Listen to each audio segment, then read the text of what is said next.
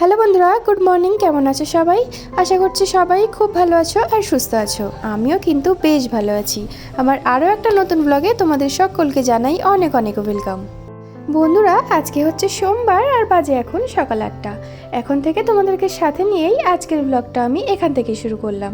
আশা করছি ব্লগটা তোমাদের অনেক ভালো লাগবে। ওদিকে আমার চাটাও খাওয়া হয়ে গেছে আর ঘরটাও আমি গুছিয়ে নিয়েছি। আর এখন আমি ফ্রিজটা একটুখানি ক্লিন করে নেব। তো বেশ কয়েকদিন ধরেই ফ্রিজটা একটু ক্লিন করা হয়নি, তো আজকে একটু সময় রয়েছে হাতে, সেজন্য ভাবলাম ফ্রিজটা একটু ক্লিন করে নিই। আজকে আমি অনেক সকাল সকাল ঘুম থেকে উঠেছি, আর ঘুম থেকে উঠেই তারপর কাজ বাজে লেগে পড়লাম। আজকের কাজকর্মগুলো একটু তাড়াতাড়ি গুছিয়ে নেব, কারণ একটু কেনাকাটা করতে যাব, সেই জন্য একটু কাজগুলো আগে থেকেই গুছিয়ে রাখছি। তো যাই হোক, আর আজকে সকালে সেরকম রুটির কোনো ঝামেলা নেই, রুটি করব না। তো আজকে ভাবছি একটু আলু সিদ্ধ ভাত বসাবো। তো সেই জন্য ওইদিকে গ্যাসে ভাতটাও বসিয়ে দিয়েছি, ভাতটা ততক্ষণে হতে থাকুক। তো ততক্ষণে আমি এক্সট্রা কাজগুলো আমি করে ফেলছি। সকালের খাওয়া দাওয়া হয়ে গেছে, আর এখন দেখো একটা পাকা পেঁপে কাটা হয়েছে, আর এই পেঁপেটা দিয়েছিল পাশের বাড়ির এক কাকিমা। তো সেটাই এখন কেটে সবাই মিলে এটা খাওয়া হবে। সকালের খাওয়া দাওয়া তো হয়ে গেছে, আর দুপুরের বাজার হিসেবে এই চিংড়ি মাছগুলো নেওয়া হয়েছে। তো এই চিংড়ি মাছওয়ালাটা পাড়ায় এসেছিলেন, আর সবাই কম বেশি নিচ্ছিল। তো আমার শাশুড়ি মা এই মাছগুলো কিনেছে পাড়া থেকে। তো মাছগুলো খুব একটা খারাপ ছিল না, মোটামুটি ভালোই ছিল। যদিও এই মাছটা শেষ পর্যন্ত রান্না করা হয়নি, তো মাছটাকে একটু বেছে কুটে ফ্রিজের মধ্যে রাখা ছিল। দুপুরের বাজার হিসেবে আনা হয়েছে লাউ শাক। তো বাড়িতে একটু পালং শাক রয়েছে, আর পালং শাকের সাথে লাউ শাক মিশিয়ে রান্না করলে কিন্তু বেশ ভালোই লাগে। আর তারপরে আনা হয়েছে চিকেন। তো চিকেনটা আমি এখন ভালো করে পরিষ্কার করে নেব। আজকে আর শাকটা রান্না হবে না, তো হাজব্যান্ড বললো যে আজকে আর শাক খাবো না। সেই জন্য শাকটা দেখো একটু বেছে নিয়েছি, কারণ শাকটা রেখে দিলে শুকিয়ে যাবে। তো সেই জন্য শাকটাকে একটু কেটে নিয়ে তারপর দেখো প্লাস্টিকে ভরে ফ্রিজে রাখবো। তো এইভাবে কিন্তু শাক ফ্রিজের মধ্যে রাখলে শাকটা কিন্তু বেশ তাজাই থাকে আর শুকিয়ে যায় না। আর শাকটা আমি কালকে রান্না করব। শাকের বদলে আজকে রান্না হবে বিট আলু ভাজা।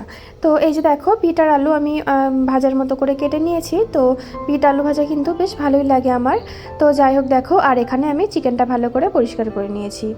বন্ধুরা, আমাদের বাড়িতে মাছের থেকে চিকেনটা একটু বেশিই হয়, কারণ বড়মশাই চিকেন খেতে একটু বেশি ভালোবাসে, সেই কারণেই।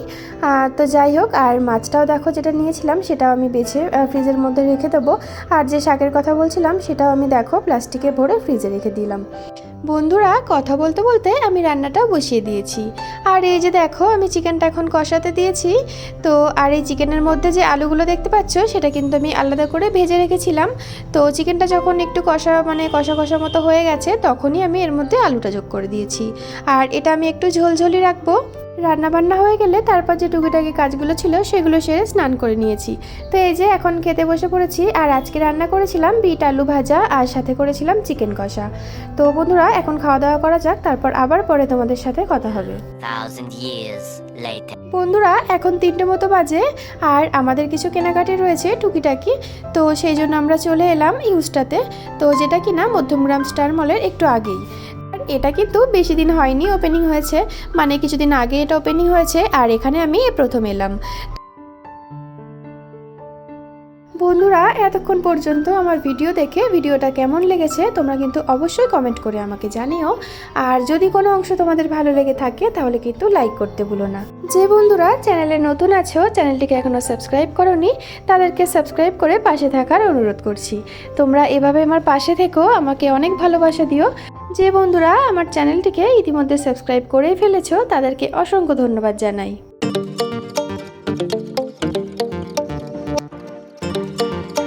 আর এই ব্যাগগুলো কিন্তু বেশ ভালোই ছিল দেখো। তো এই যে আমি একটুখানি দেখছিলাম ব্যাগগুলো, তবে ব্যাগের সেরকম ভ্যারাইটি ছিল না অতটাও, আর ব্যাগের দামটা আমার কাছে একটু বেশিই লেগেছিল। আর এখানে কিন্তু মেয়েদের প্রচুর প্রচুর কালেকশন ছিল, কি বলবো, পুরো আর কি ঘুরে শেষ করা যাবে না, দেখে শেষ করা যাবে না, এতটাই কালেকশন ছিল।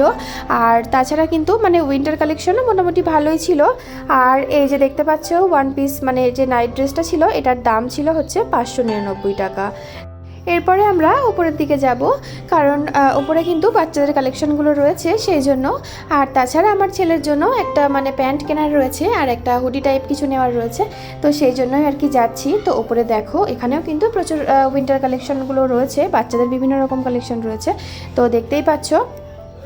তো যাই হোক, আমরা একটু ঘুরে ঘুরে দেখছিলাম, আর এখানে কিন্তু বিভিন্ন রকম শুজও ছিল, দেখতেই পাচ্ছ।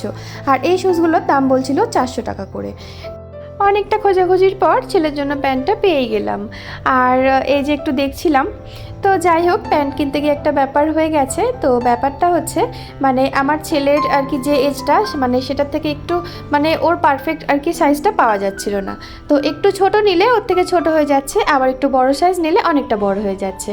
তো এরকমটা হচ্ছিল, মানে পারফেক্ট সাইজটা আর কি পাচ্ছিলাম না। ইউস্টা থেকে বেরিয়ে আমরা চলে এলাম মধ্যমগ্রাম জুডিওতে। আর এই জুডিওটা হচ্ছে ইউস্টার একদম পাশেই, মানে পাশাপাশি বলতে পারো। তো যাই হোক, আর আমার হাজব্যান্ড বললো যে আমার যেটা নেব সেটা আমি জুডিও থেকেই নেব। তো সেই জন্য চলে এলাম। আর আমার হাজব্যান্ড দেখো এটাই আর কি পছন্দ করেছে। জুডিওর ব্যাপারে আলাদা করে সেরকম কিছু বলার নেই আমার মনে হয়, কারণ জুডিওতে অনেকেই তোমরা শপিং করো, তোমরা জানো জুডিওতে কিন্তু প্রচুর প্রচুর কালেকশন রয়েছে এখানে, কিন্তু মানে দারুণ দারুণ। আর এখানের প্রাইসটা কিন্তু অনেকটাই কম।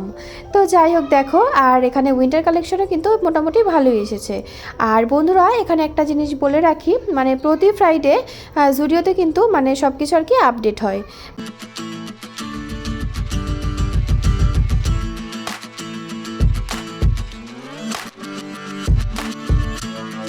জুডিও থেকে বেরিয়েই আমরা চলে এলাম মধ্যমগ্রাম স্টেশনের দিকে। তো এখানে কিছু কিছু জিনিস কেনার রয়েছে, সেই জন্যই আর কি এদিকে এলাম। আর এদিকে এসে দেখো অরুণ আইসক্রিম খাওয়া চাই তোমাদের দাদাভাইয়ের। তো সেই জন্য নিয়ে নিল ওয়াটারমেলন ফ্লেভার একটা আইসক্রিম। আর এই আইসক্রিমটা কিন্তু দারুণ ছিল খেতে। আর তারপরে দেখো এই আইসক্রিমগুলোর দাম ছিল 5 টাকা করে। সব কিছু কেনাকাটা সেরে বাড়িতে চলে এলাম। আর বাড়িতে আসার সময় তিলের খাজা নিয়ে এলাম। তো যাই হোক, আর তিলের খাজা খেতে কিন্তু বেশ ভালোই লাগে। বন্ধুরা, আজকে আমরা কি কেনাকাটা করলাম তোমাদেরকে একটু দেখাচ্ছি, দেখো। তো এই যে তোমাদের দাদাভাইয়ের জন্য এই সোয়েটারটা নেওয়া হয়েছে। আর এটা কিন্তু বেশ ভালোই ছিল, কাপড় কোয়ালিটি খুব সুন্দর ছিল, আর একটু মোটা টাইপের ছিল। তো এটা নিয়েছি জুডিও থেকে, আর এটার দাম নিয়েছে 699 টাকা। তো যাই হোক, আর তারপরে নেওয়া হচ্ছে ছেলের জন্য একটা প্যান্ট নিয়েছি।